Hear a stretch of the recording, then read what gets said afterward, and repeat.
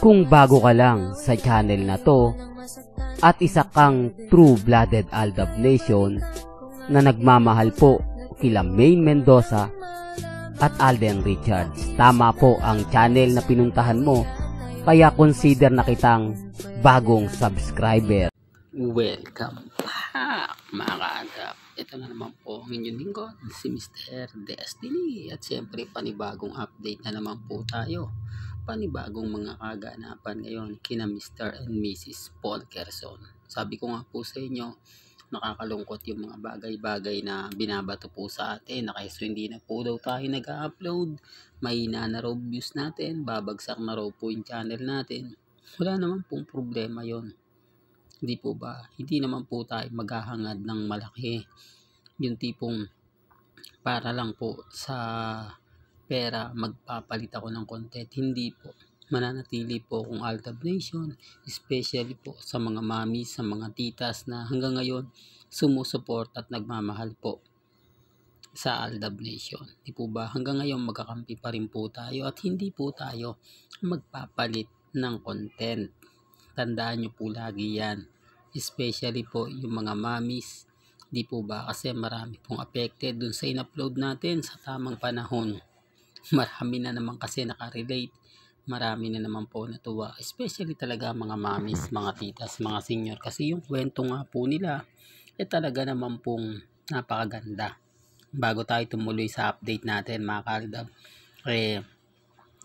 kumbaga basahin muna natin mga naging komento po at pumapabor naman po sa mga in-update natin. Kasi sabi ko nga po sa inyo, ito yung time na hindi nga po daw nakapunta yung mga mamis, mga titas, mga senior sa Philippines Arena dahil sobrang busy po sila. Pero nung araw daw po nila yun, talagang inisantabi muna nila lahat ng mga gawain po nila. Lahat ng mga gagawin po nila. 10:30 pa lang po daw talagang nakatutok na po sila sa GMA 7 ng mga panahon na yon hanggang matapos ang tamang panahon. Po ba? Yan ang kwento po sa likod po ng mga sinasabi nila. Yan ang kwento na talagang nakakatuwa at nakakataba po ng puso. Na kapag naaalala nila yan, napapanood nila yan, marami talaga nakaka-relate. Kaya nga gusto nilang i-down na po tayo. Sabi nga po nila, nag-iisa na lang daw po yung channel ko. Bakit hindi ko po pa raw ito ibigay pa? Bakit hindi ko pa raw po ito iganto ganyan, etc. etc. Di po ba? Nakakatuwa lang po kasi andun yung point mga kaaldab na, di po ba? Andun yung point na ito na yung hinihintay natin. Ito na yung inaabangan natin. Malay nyo mga kaaldab, di po ba? Mag-iba takbo ng panahon ngayon. Yung hindi natin ine-expect, bigla po tayong gugulatin. Madalas naman po yun ang nangyayari sa atin. Madalas naman po, ginugulat na lang po tayo ng panahon. Gaya nga po ng pagtatagpo ni na Alden Richards at ni Maine Paul Kerson 2010, 2015 at ito nga po 2025. Hindi po ba? Walang imposible pong nangyayari. Wala pong imposible. Hindi po ba? Lalo na nga po pagdating sa Aldab Nation. Kaya nga po maraming nagagalit kapag nakikita naman nila, napapanood ang mga throwback video na pinapakita ko dahil isa po sila sa dating Aldab Nation, isa po sila sa dating tumutok, isa po sila sa dating nagmamahal. Sa ngayon wala na. Sa ngayon talagang makikita mo na talagang bumitiw na po sila. Di po ba? Kaya nga ayaw nilang makita Kaya nga po naiinis sila. Kaya nga po galit na galit sila. Kasi alam nila na hindi nga talaga maganda at hindi nga po talaga kaaya-aya. Di po ba? Sinasabi ko lang po ito mga kaaldab para lang po sa mga mami, sa mga titas, sa mga senyor na talagang hanggang ngayon sumusuport at nagmamahal sa Aldab Nation. Kaya maging relax lang po kayo at habang naandito po si Mr. Destiny, patuloy po akong magbibigay ng update. Patuloy po akong magbibigay ng suporta para po sa Aldab Nation. Kahit sabihin nila wala nang nanonood, marami ng Aldab Nation ang bumaliktad, na pinupush po nila si Mr. Destiny na bumaliktad na. mag-cut din na lang daw po ako, mas marami pang viewers. Di po ba? Pero hindi po natin yan gagawin. Well, punta na tayo sa ating pinaka main topic. Medyo pumapabor nga puro ngayon kina Alden Richards at kay Maine Polkerson, si Dr. Vicky Bello.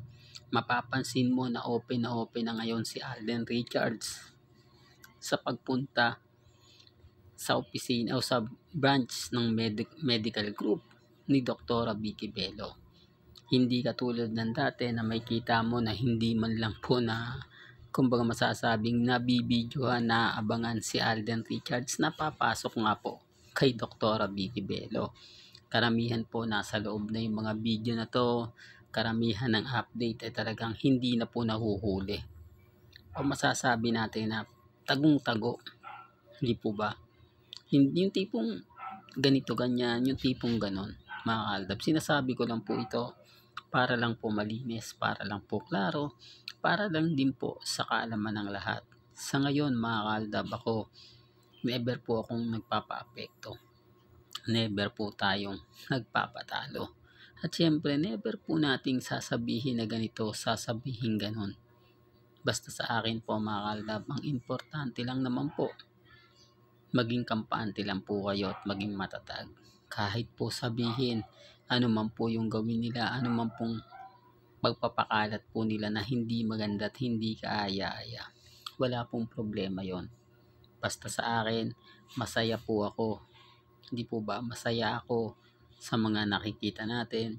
Masaya po ako sa mga napapanood natin.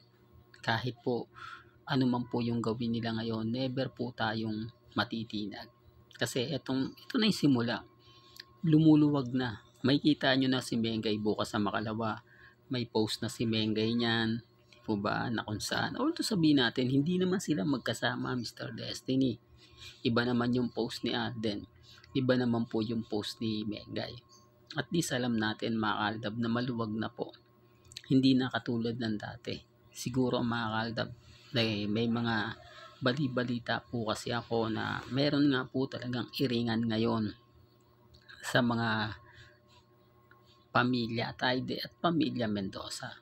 Kasi nga po mga kaaldab, ultimo mga branch ni Mengay sa Bulacan, sa Macdo, dinadamay nga po sa issue ng flood control project na sinasabing mayroon daw pong show doon sa bagong project na sa bukod dun sa Santa Maria, yung bagong branch ni Mengay, kung sa tingin po ninyo nasa dulo ng dila natin, at yung iba pa po pong negosyo ni Mengay sabit daw po, pati daw po kila Nikki at kay Colleen.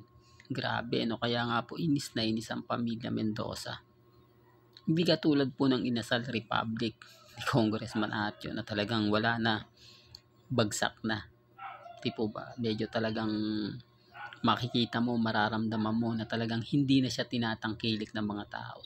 Kaya nga po bilang ganti ang ginagawa ni Congressman Arjo, namimigay po ng ayuda sa District 1. Pero wala na. Kasi kahit anong pabango ang gawin mo, kahit po magbigay ka araw-araw, ang unang sasabihin at unang lalabas sa bibig ng mga binibigyan mo, nako, ayuda naman yan tanggapin na lang natin, galing naman yan sa flood control project. Ito yung mga kinita ni Congressman Arjo, di po ba? Wala na yung reflection na napakabait niyan, talagang ito tama yung taong binoto ko, yung tipong ganon, di po ba? O hindi ako nagkamali sa pagboto. Dati-rati mga kaaldab, ganyan po yung unang sinasabi natin kapag nabibigyan tayo ng ayuda, lalo na nga po kapag yung taong binoto natin siya po yung namimigay, po ba? Pero wala na nabasag na po siya. Kita nyo yung pagbibigay ng ayuda, parang hindi na siya masyado dinudumog. Mapapansin mo, ito yung may mga siguro talagang malaki ang galit, naku, bakit ka pa pupunta, di po ba? Kita nyo si Ibiang, wala na, dating naandyan, dating sumusuporta, hindi na. Kumbaga kasi alam niya na baka hindi niya makayanan. Alam niya na baka murahin din po. Di po ba? Well, hanggang dito na lang po. ang ating latest updates. Kaya kung gusto nyo pa po ng pinaka-latest at sariwang update, abay tumutok lang po kayo dito po sa channel ni Mr. Destiny para updated po kayo sa mga bago at sa mga latest na i-upload po natin maya-maya lang. Hanggang sa muli, salamat po sa panonood at pakikinig.